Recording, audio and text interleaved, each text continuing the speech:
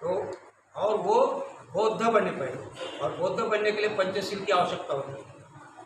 इतना पंचशील का आवश्यकता होता है, कल परसों अपन बताएंगे उसमें बौद्ध कैसा होता है। तो बौद्ध बनना मतलब पंचशील का आचरण करना। तो इन्होंने दीक्षा लेने, मैं तब तक दीक्षा नहीं लूँगा जब तक मैं पंचशील का आचरण नहीं करूँगा। और इनको लगा कि मैं तो आचरण कर ही नहीं रहा हूँ, तो मैं बौद्ध कब बनूँगा। तो उनको नहीं, पहले दीक्षा लूँगा, फिर वो बौद्ध बनने के बाद मैं आचरण करना अपने आप आ जाएगा। तो इन्होंने 1991 में दीक्षा ली कि मैं बौद्ध हूँ, और तब से वो आचरण कर रहे हैं। और मात्र 4 वर्ष के बाद 1995 में इनको धम्मचारियों ने देखा कि इसमें बहुत उमंग है, बहुत ही इनमें लगन है बुद्ध धर्म के बारे में और आगे जानने की, और वो प्रवचन भी अच्छा देते थे। तो इनको धम्ममित्र की दीक्षा इनकी 1995 में। और धम्ममित्र की दीक्षा होने के बाद इनको पंचशील का, और इसको हम कहते हैं गहराई से आचरण करना है, धम्म का अध्ययन करना है। जैसा धम्म जानना जरूरी है, अगर बोलेंगे हम तो हमें धम्म मालूम होना चाहिए ना, है क्या। और आचरण भी होना चाहिए। जो हम कहते हैं ना, वो त्रिरत्न वंदना में विद्याचरण बोलते हैं ना, अपन विद्याचरण, और विद्या और आचरण दोनों जरूरी है। नहीं तो आचरण नहीं और बोलना गलत है ना।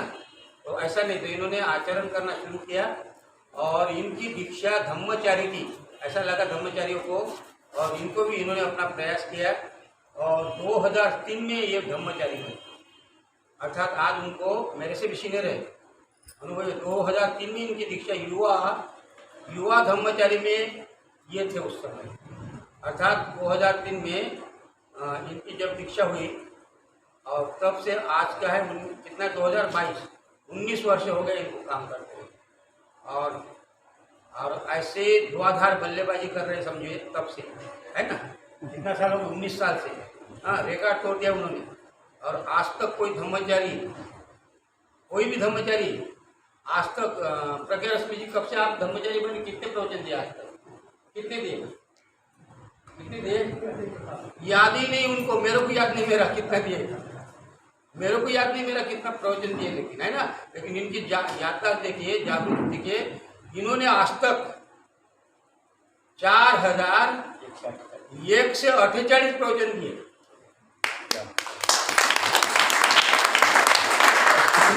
हो गए, यही नहीं, मैं ही नहीं, यहाँ जितने भी भारत के किसी को अगर पूछो कितना प्रवचन दिया अभी तक कोई नहीं जानेगा। लेकिन इनकी स्मृति देखे, इन्होंने एक प्रवचन अभी जैसा होता है लिख के रखते हैं, हम लिख के नहीं रखते। और इनकी स्मृति देखिए, 4000 और 148 प्रवचन। अभी ये जो बताएंगे ये कौन सा प्रवचन होगा उनका, 49वां होगा। हमको तो लिखेंगे भूल भी जाएंगे, लेकिन इनकी याद में रहता। अभी यवतमाल में 3 प्रवचन 4 प्रवचन देकर आ गए हो। तो उस समय 42 था नहीं क्या, 5 प्रवचन दिए, 47 और 30 हो गए। और अभी 4148 प्रवचन देने जा रहे हैं। तो इसकी कितनी डिमांड है आपको पता चलता होगा, हर गांव में पूछते हैं। जहाँ भी अगर है तो आप अगले बार इनके पास लाइन लगाओगे, दे दो हमको चाहिए। तो ऐसे धम्मचारी प्रशील नाम इनको दिया गया। प्रशील का अर्थ क्या होता है, प्रशील अपन बोलते हैं प्रबुद्ध, कहते ना, प्रज्ञा, प्र का बहुत महत्व है, विशेष नाम है। प्र ये बुद्ध धर्म में पाली में प्र शब्द बहुत महत्वपूर्ण है। प्र शील के बाद में या बुद्ध के बाद में, है ना, जो भी है तो प्र पहले लगाते हैं, है ना। तो इसीलिए कृति प्रकृति होती है ना क्या। तो ऐसे ये शीलवान है, बेस्ट शीलवान, ऐसा कहते हैं। शील गंध समो गंधो कुतो नाम भविष्यति, क्या कहते हैं, प्रशील, अब तुम्हें लिख रहे शील गंध समो गंधो, समो माने जैसा, शील के समान, शील गंध, गंध में सुगंध, शील गंध समो गंधो, शील के समान कोई ऐसी गंध है, कुतो नाम भविष्यति, भविष्य नहीं संसार में, ये संसार में शील से कोई बड़ा श्रेष्ठ है क्या, चाहे चंपा, चमेली और जितने भी फूल होंगे, जितने पुष्प होंगे, किसी की भी गंध, चंदन की लो, है ना, न चंदनम तगरंग न मल्लिका वा, चाहे चंदन का हो, चाहे चंपा चमेली का सुगंध हो, कोई भी गंध इनके सामने, किसके सामने, शील गंध समो गंध, कुतो नाम भविष्यति, भविष्य बने संसार में, कोई भी इस संसार में सील के समान ऐसी कोई श्रेष्ठ गंध नहीं। यो सम अनुवातेच पटिवातेच वायती, पटिवातेच वायती, अर्थात वायती माने बहना, जो हवा बहती है ना, बहना। और अनुवातेच पटिवातेच, पटिवात माने हवा, पटी माने विरुद्ध दिशा में, विरुद्ध दिशा में। जैसे कि कोई न चंदनम तगरंग मल्लिका वा, अर्थात कोई चंदन की गंध हो या चंपा चमेली की हो, चाहे जाई जूही की हो, किसी भी फूल की सुगंध जहाँ तक हवा बहती है वहाँ तक ही जाती है, उसके आगे नहीं जाएगी और पीछे तो कभी नहीं जाएगी। लेकिन सील की गंध ऐसा कहते हैं कि वो अनुवातेच पटिवातेच वायती, अर्थात वो विरुद्ध दिशा में भी बहती है। बुद्ध की सुगंध अर्थात बुद्ध की करुणा, बुद्ध की मैत्री आज 2000 वर्ष हो गए, लेकिन उनकी सुगंध अभी भी है कि नहीं? तो सील की गंध वो विरुद्ध दिशा में भी, चारों दिशा में भी बहती है। तो इसी प्रकार उनको नाम दिया प्रशील। इनकी सील की भी गंध है और इस सील के समान चमकते हैं, इसलिए इनके गुरु ने, इनके कल्याण मित्र ने इनको नाम दिया प्रशील। तो ऐसे ब्राइट, सीलवान, प्रज्ञावान है और इनके आप सुनेंगे तो उन्हीं की आपको पता चलेगा इनकी कैसी क्वालिटी है। तो मैं ज़्यादा समय न लेते हुए मैं इन्हीं को आप सभी की तरफ से याचना करता हूं कि आप अपना परिचय सुनें और इनके लिए जोरदार तालियों के साथ में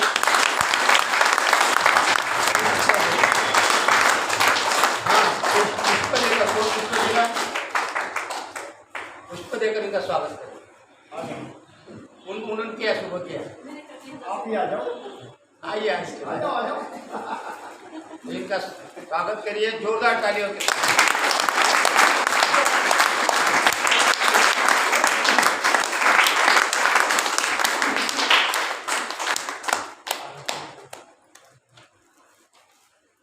तो हमने कुशील तो बहुत देखे, कुशील तो बहुत देखे, मगर सुशील नहीं देखे, और सुशील से बढ़कर है तो ये प्रशील देखे। तो आइए प्रशील जी आप शुरू हो जाइए।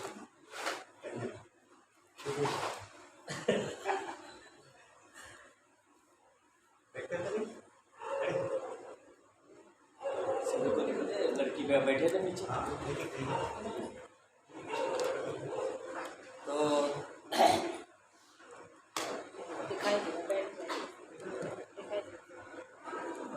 विश्ववंदनीय महाकारुणिक तथागत भगवान बुद्ध और जिन्होंने हमें बुद्ध की राह दिखाई, वो हमारे मसीहा डॉक्टर बी.आर. अम्बेडकर और बाबा साहब के धम्म ब्रदर बनते संगरक्षित जी। और इधर मेरे बहुत अच्छी तारीफ की वो मेरे प्यारे दोस्त, जाने माने दोस्त नागरत्न जी, ये शिविर के लीडर है, कैप्टन है। और आदरणीय ब्रह्मचारी प्रज्ञारश्मि, ब्रह्मचारी मित्रोधर, वेर इज मित्रोधर, श्रमण चित्त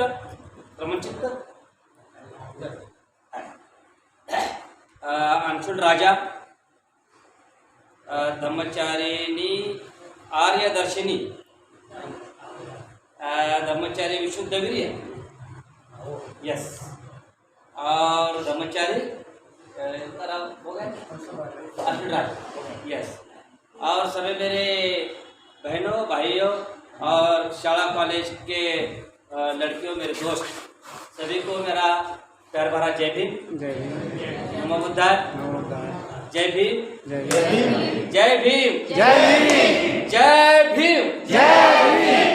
ये हो गया आवाज। मैं रिकॉर्डिंग कर रहा हूँ, आपका आवाज मेरे साथ, आपका आवाज होना चाहिए। ये मेरी इंस्पिरेशन है, ये मेरी प्रेरणा है। और आज प्रवचन देने के वक्त मुझे बहुत ही आनंद हो रहा है, बहुत ही आनंद महसूस हो रहा है और बहुत ही प्रसन्न लग रहा है, प्रसन्नता आ रही है। और मैं दिल्ली में प्रवचन दे रहा हूँ, ये मुझे बहुत खुशी की बात है, ये मेरे लिए बहुत बड़ी बात है। दिल्ली क्या होती है, दिल्ली में क्या है? दिल्ली किसके लिए फेमस है दुनिया में? दिल्ली को दुनिया में लोग क्यों पहचानते हैं? क्या आइडेंटिटी है दिल्ली की? तो दिल्ली है ना, बाबा साहब डॉक्टर भीमराव अंबेडकर, ये हमारे मसीहा की कर्म भूमि है। ऐसे दिल्ली में, दिल्ली के माटी के कण कण में हमें जो माथा झुकाया, क्योंकि मेरे बाबा के चरण, मेरे बाबा का टच ये माटी के कण कण में हो गया है। ये भावना, ये श्रद्धा मेरे मन में दिल्ली में, दिल्ली स्टेशन में उतरेगा तो आई, मन में आई। ये बात बहुत बड़ी बात है। बाद में ये दिल्ली क्या है, सेकेंड पॉइंट है, अतिशय इम्पोर्टेंट पॉइंट है कि दिल्ली ये दुनिया के लिए संविधान भूमि है।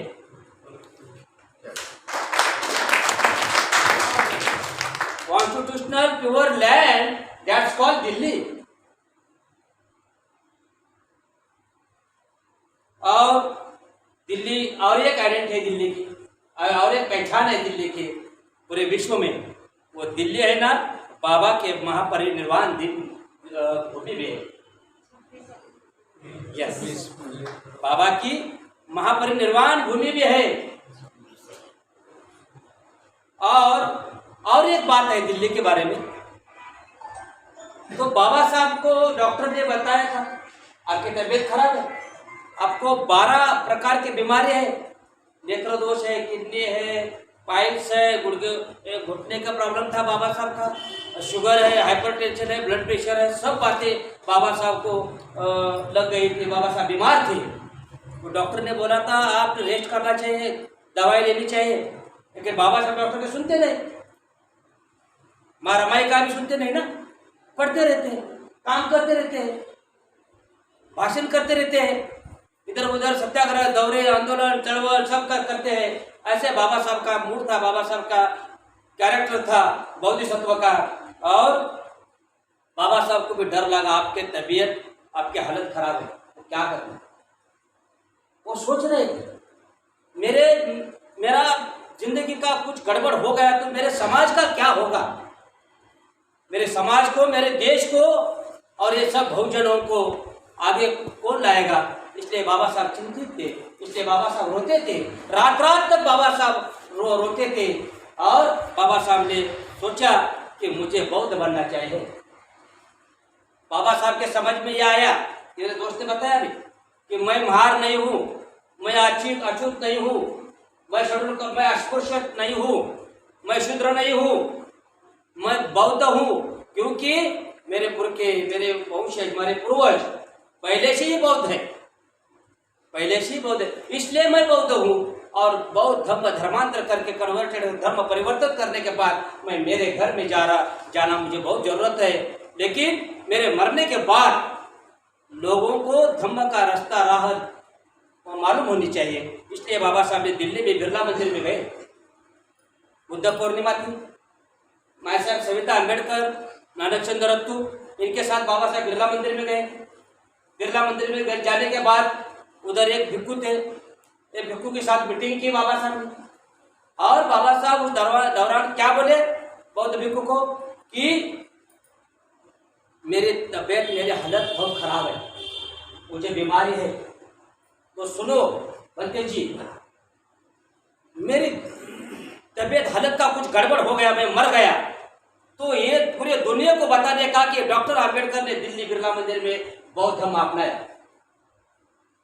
और कुछ नहीं होगा तो मैं नागपुर दीक्षा भूमि में सामूहिक धर्मांतर करने वाला हूँ, और मेरे समाज को, मेरे बहुजन समाज को, सभी को बुद्ध के तरफ ले जाऊंगा। और आर्यवंश, भंते आर्यवंश बिरला मंदिर में थे दिल्ली में, उन्होंने याचना की, बाबा साहब ने रिक्वेस्ट की, हाँ तो भंते जी मुझे दीक्षा दो, तो मैं मर नहीं गया तो किसी को बता देगा, तीन लोगों को मालूम होना चाहिए खाली, बस नानक चंद्र रत्तू, माँ साहब सविता अम्बेडकर और बाबा साहब अम्बेडकर और आर्यवंश, बस चुपचाप रखने का। तो कुछ गड़बड़ हो गया, मैं मर गया, तो लोगों को प्रेस कॉन्फ्रेंस लेने की और बताने का बाबा साहब अम्बेडकर बौद्ध हो गए थे, दीक्षा ली थी। कितना अजब प्लानिंग था उनका, कितना बड़ी स्ट्रैटेजी उनकी थी, वो धर्मांतर करने की, दीक्षा लेने की, धर्म परिवर्तन करने की, और कन्वर्शन करने की उनका जो स्ट्रैटेजी, उनका जो प्लानिंग है वो मुझे बहुत पसंद आया। और वो प्लानिंग करके बाबा साहब नागपुर दीक्षा भूमि को दीक्षा लेने से पहले दिल्ली में बौद्ध हो गए। ये पवित्र भूमि, शुद्ध भूमि दिल्ली है, ये भूमि में मैं प्रवचन दे रहा हूँ। ये मेरे लिए बहुत बड़ी बात है, ये मेरे जीवन के लिए बड़ी बात है। ये सब पढ़ने के बाद मैंने दीक्षा ली। आज भी मेरे माँ बाप हिंदू है, मैं कुछ नहीं कर सकता, बराबर है। मेरे बहन के बच्चे 3, उन्होंने धर्मांतर किया। 30 साल के बाद मेरे मामे के लड़का उन्होंने भी धर्मांतर किया। अभी सब शुरू है सिलसिला, महाराष्ट्र में सब लोग धर्मांतर कर रहे हैं, दिल्ली के तरफ से देखकर धर्मांतर कर रहे हैं। ये आपकी बड़ी जिम्मेदारी है।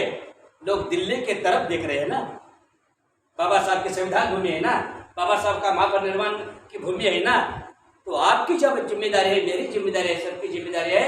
ये बाबा साहब का जो मिशन है, धम्म मिशन, बाबा साहब का वो धम्म क्रांति का मिशन, रथ गाड़ा आगे लेके जाने का यह हमारी जिम्मेदारी है, यह हमें समझना चाहिए। बाद में त्रिरत्न बौद्ध महासंघ दिल्ली में बहुत अच्छा काम कर रहा है, धम्म प्रशिक्षण शिविर। मैं भी प्रशिक्षण लेने के लिए इधर आया। सही बात है, प्रशिक्षण तो खत्म नहीं होता, प्रैक्टिस तो खत्म नहीं होती। प्रैक्टिस है ना हमारी, तो डॉक्टर की जैसी प्रैक्टिस होती है। वकील साहब किधर गए हमारे, गुट पे थे। हाँ, ये प्रैक्टिस रहते है ना वकील की भी। वकील कभी भी कंप्लीट नहीं होता, धम्मचारी कभी भी कंप्लीट नहीं होता, वो प्रैक्टिस ही रहती है ना। वैसा हम प्रैक्टिस कर रहे हैं। ऐसा दिल्ली में आके मुझे आप सभी लोगों को मिलने के बाद मुझे बहुत अच्छा लगा। और 2 लाइन है बाबा साहब की, वो बात करो पैदा, वो बात, अरे ऐसी बात करो यारो, ये दुनिया हिला देंगे। सभी के अंदर मन में माहौल बन जाएगा धर्मांतर का, दीक्षा लेने का। ऐसा आपका प्रचार प्रसार होना चाहिए, ऐसा आपका धम्म जीवन होना चाहिए, ऐसा आपका शरण गमन होना चाहिए। वो बात करो पैदा तुम अपनी जुबानों में, वो बात करो पैदा तुम अपनी जुबानों में, दुनिया भी कहेंगे, दुनिया भी कहे कुछ है, ये दुनिया भी कहे कुछ है, ये भीम दीवानों, दुनिया भी कहे कुछ है, इन भीम दीवानों में। ज्यादा खुशी होती है ना, 3 बार ताली बजाना।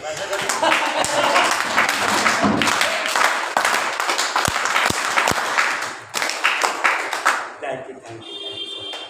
तो मेरे भाइयों, मेरे दोस्तों, मेरे बहनों, आज मैं आपके सामने जो प्रवचन देने वाला हो तो डॉक्टर आम्बेडकर के धम्म क्रांति। बाबा साहब ने धर्मांतर किया, बाबा साहब ने कन्वर्शन किया, बाबा साहब बौद्ध बन गए 14 अक्टूबर 1956 में। तो सब लोग क्या लिख रहे थे बाबा साहब के धर्मांतर के बारे में, धर्मांतर हो गया, अच्छा हो गया, वैसा हो गया, ऐसा हो गया, है ना। लेकिन भंते संरक्षित, बाबा साहब के गुरु बंधु उर्गेन संरक्षित, क्या उनका कैसा थिंकिंग रहता है, हट के थिंकिंग रहता है उनका। उन्होंने क्या बताया, बाबा साहब अम्बेडकर की धम्म क्रांति, ये अलग सोच है, ये अलग थिंकिंग है भंते का। बाबा साहब की धम्म क्रांति, चाइना की क्रांति, रशिया की क्रांति, अमेरिकन क्रांति, मॉडर्न क्रांति, आधुनिक क्रांति, वो क्रांति जैसे दुनिया में होते हैं, चाइना की क्रांति, कम्युनिज्म की क्रांति, वो दुनिया में, विश्व में जो क्रांति हो गई, वो क्रांति में बाबा साहब का धम्म क्रांति, इसलिए भंते सोच रहे थे। और भंते ने एक प्रवचन दिया। बाप भंते क्या बोले आपको मालूम है क्या? अरे इतना अच्छा बोले ना भंते संरक्षित, तुम बौद्ध नहीं हो। बाप रे, केरोड़ा में सब लोग हिल गए। आजू कैसे बात करें, हम तो बाबा साहब के अनुयायी है, जय भीम बोलो, ऐसा है वैसा है, हम ऐसा है। अरे नहीं नहीं नहीं नहीं, ऐसे बौद्ध नहीं होते। प्रैक्टिस करनी चाहिए, आचरण करना चाहिए, पंचशील का 10 लेने चाहिए, 22 प्रतिज्ञा का पालन करना चाहिए। ढंग के बात कर रहे कौन से आप वैसे बोले, बरोबर है। और भंते और बाबा साहब का दो में बहुत अच्छा साम्य है। बाबा साहब क्या बोलते हैं, मैं महार नहीं हूं, मैं अछूत नहीं हूं, मैं शूद्र नहीं, मैं चांडाल नहीं हूं, मैं बौद्ध हूं। और भंते जी क्या कहते हैं, मैं क्रिश्चियन नहीं हूं। क्या कितनी बड़ी बात है, मैं क्रिश्चियन नहीं हूं, मैं बौद्ध हूं, मैं धम्म का अनुयायी हूं, बुद्ध का फॉलोवर हूं। ऐसा बोलने के लिए बहुत बड़ा डेयरिंग लगता है, मामूली बात नहीं। जय भीम बोलना क्या मामूली बात है क्या, नमो बुद्धाय बोलना एक ऐसी सादी बात है क्या। दिल लगता है अंदर, दिल होने की वजह से कोई भी आदमी जय भीम और नमो बुद्धाय नहीं बोल सकता। अरे लोग इधर उधर देखते हैं जय भीम करते वक्त, हाँ बोला बोला, नमस्कार नमस्कार, गुड मॉर्निंग गुड मॉर्निंग, अरे ऐसे करते हैं बस नहीं, ऐसे इधर मालूम होगा ना भाई अछूत है, ऐसे देखते लोग बहुत चालाक है हमारे, है ना, ऐसा है क्या। बराबर। आपको मालूम है मेरे भांजा है ना, भांजा बोलते ना, भांजा बहनीचा मुलगा भांजा, उनका शादी नहीं हो रही क्योंकि वो बहुत बन गया मेरा जैसा।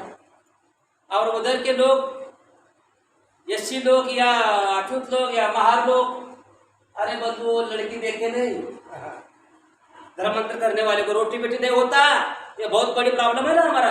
हमारे लोग स्टेज पे बहुत बड़ी बातें करते हैं, अब भारत बौद्ध में होना चाहिए है। अरे आपका क्या, आपका लड़की का क्या, आपका बहन का क्या, आपका ब्रदर का क्या होगा, नहीं वो मत बोलो, वो ऐसा रहेगा। और भारत बौद्ध में कैसा हो सकता है, भारत बौद्ध में इतने फंसाने की बात करते हैं, 65 साल हो गए। सही बात। तो गया उनके साथ, चलो मामा। और वो लिखता था उनके क्या रहता है, बायोडाटा रहता है, उसमें मेरा मामा धर्माचार्य है। फेल प्रोग्राम धर्माचार्य, जाति का नहीं ना, अस्पृश्य नहीं है, शूद्र नहीं ना, जात समझते नहीं ना, धर्माचार्य जात समझते नहीं ना, धर्माचार्य नहीं क्या, वो मार में गया ऐसा वो। मेरे बहन है ना, मेरी बहन होशियार है, उनके ध्यान में आया। मैं उधर जाता हूँ, वो पोहे देते थे खाने के लिए, कुछ उपमा देते थे खाने के लिए, खाते हैं, लड़की आती है, देखता है, बोलता है, और मेरा फोन बजता है, हेलो जय भीम नमो बुद्धाय, प्रशील बोल रहा हूँ, आई एम स्पीकिंग प्रशील, जय भीम जय भीम जय भीम। 2 बार फोन 3 बार फोन आया और समझ गया ये हमारे जात के नहीं। फिर प्रोग्राम माझा मेरे बहन के ध्यान में आया, और बहन ने क्या क्या मालूम है, बोले दादा तुम ब्रदर ऐसा मत करो, तुम एक बार बताओ देखो हम क्या होता है। मुझे नहीं लिया, वो गए, वो बराबर हो गए शादी। समझ में आया, ये प्रॉब्लम है, रोटी बेटी का प्रॉब्लम है। रोटी बेटी गाटी बेटी, विदाउट रोटी बेटी कैसे होगी बौद्धों की यूनिटी। क्या बात करें, इसके ऊपर कोई विचारवान साहित्यिक लेखक प्रबोधनकार बात नहीं करता रोटी बेटी के बारे में। रोटी बेटी के बारे में बोलना चाहिए। मैं भी बौद्ध हो गया कोल्हापुर में, मुझे भी लगा जय भीम वाली बात को चाहिए, नहीं दिया, उधर के बोले उधर गया, इधर के बोले उधर से आया। कैसा था मेरा वो शरार, जैसा क्या होता है शरार जोड़ का, ऐसी मेरी अवस्था थी। कुंपणावर पड़ना है, बांधावर पड़ना है, भयानक अवस्था। मैंने क्या सोचा, मैंने क्या शादी करने के लिए, बस ब्रह्मचार्य होने का, अनागारी होने का, बुद्धन शरणं गच्छामि बात मारने का। उस टाइम मेरा दोस्त था ऐसा है, उन्होंने एक लड़की को बोला, अरे इतना अच्छा लड़का है, जॉब में है, MA BA है, MA है, कुछ अच्छा है, धम्म मित्र है। बाद में एक लड़की तैयार हो गई, मुझे बहुत अच्छा लगा। पहले बार चॉइस किया ना किसी ने, बहुत अच्छा लगा। 8 दिन में ऐसा ही चलता रहता था, मुझे समझता नहीं कि किधर जा रहा है, किधर चल रहा है। फोन आया ना, पहला फोन आया ना, आई लव यू पहला फोन आया। अरे कैसा लगेगा यार? आपको जरा सोचो, जरा आपका अपनी जवानी का जरा सोचो कैसा लगता है। तो बाबा साहब जिनके घर में गए, उन घर की लड़की, उन मकान की लड़की, वो प्योर पवित्र घर की लड़की मिली। ये मेरे सौभाग्य की बड़ी बात है। और त्रिरत्न बौद्ध महासंघ से रोटी बेटी हो गई। तो डरो मत यार, धर्मांतर करने के लिए, दीक्षा लेने के लिए, बौद्ध बनने के लिए मत डरो मत, आओ। तो विरोह का आदर्श है, सादी बात, सीधी सादी बात नहीं, सिंपल बात नहीं वो। और बाद में जो मेरा सब्जेक्ट है आज, तो डॉक्टर आम्बेडकर की धम्म क्रांति, डॉक्टर आम्बेडकर की धम्म क्रांति। वो बाबा साहब ने धम्म क्रांति कैसी की, क्या किया, कैसा हो गया, ये इसके बारे में आपके सामने मैं थोड़ा बताऊंगा। तो डॉक्टर आम्बेडकर ने हिंदू धर्म का त्याग क्यों किया? बाबा साहब ने ये मनुवादी धर्म और वैदिक धर्म और ब्राह्मणवादी सिस्टम क्यों छोड़ दिया? इतने हजारों साल ये चलती आ रही थी, आपको मालूम है? अरे आप, हम पहले से ही बौद्ध है। वो थिंकिंग क्या है बाबा साहब का? बाबा साहब क्या बोलते हैं? पहला सिंधु नाग इंडिया, फर्स्ट सिंधु नाग इंडिया, हाँ सिंधु नाग इंडिया, बाद में वैदिक इंडिया, ब्राह्मण इंडिया। वैदिक इंडिया के बाद ब्राह्मण इंडिया, ब्राह्मण इंडिया के बाद हिंदू इंडिया, हिंदू इंडिया के बाद अशोका इंडिया, अशोका इंडिया के बाद मुस्लिम इंडिया, मुस्लिम इंडिया के बाद क्रिश्चियन इंडिया, ब्रिटिश इंडिया, और ब्रिटिश इंडिया के बाद डेमोक्रेटिक संवैधानिक इंडिया, डॉक्टर आम्बेडकर का इंडिया।